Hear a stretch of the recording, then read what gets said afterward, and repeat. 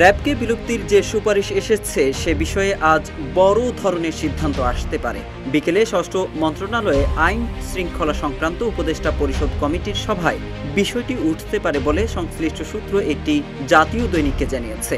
বিতর্কিত কর্মকাণ্ডে জড়িত থাকার অভিযোগ ও জুলাই আগস্ট গণঅভ্যুত্থানে সহিংসতার ঘটনায় জাতিসংঘ থেকে যে প্রতিবেদন দেওয়া হয়েছে সেখানে র্যাবকে বিলুপ্তির সুপারিশ করা হয়েছে। পাশাপাশি গুম সংক্রান্ত কমিশন এবং বাংলাদেশ জাতীয়তাবাদী দল বিএনপিও একই দাবি জানিয়েছে।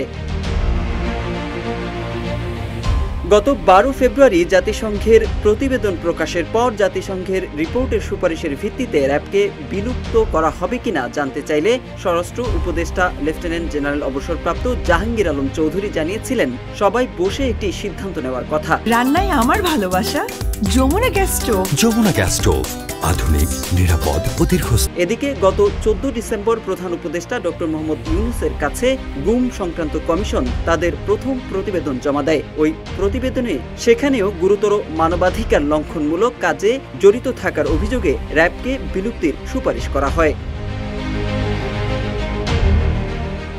এদিকে 2004 সালে বিএনপি সরকারের আমলে গঠিত হওয়া বাহিনীটিকে বিলুপ্তির জন্য বিএনপি নেতারাও বিভিন্ন সময়ে দাবি জানিয়ে আসছেন। গত 10 ডিসেম্বর গুলশানে বিএনপি চেয়ারপারসনের রাজনৈতিক কার্যালয়ে এক সংবাদ সম্মেলনে দলের স্থায়ী কমিটির সদস্য মেজর অবসরপ্রাপ্ত হাফিজ উদ্দিন আহমেদ বলেন, র্যাব অসংখ্য হত্যাকাণ্ডের সঙ্গে জড়িত, তাই তারা অন্তর্বর্তী সরকার গঠিত পুলিশ সংস্কার কমিশনের কাছে র্যাব বিলুপ্ত করার সুপারিশ করেছেন।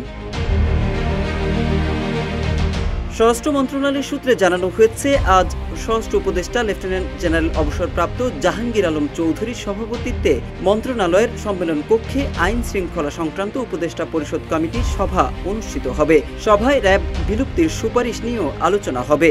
সংশ্লিষ্ট এক কর্মকর্তার বরাতে দৈনিক কালের কণ্ঠ জানিয়েছে, র্যাব বিলুপ্ত না করে অন্য নামে সংস্থাটিকে চালানো যায় কিনা এমন চিন্তা ভাবনাও করা হচ্ছে। তবে এ বিষয়ে জানতে চাইলে আইজিপি বাহারুল আলম সংবাদ মাধ্যমটিকে জানান বিষয়টি নিয়ে তার কিছু জানা নেই।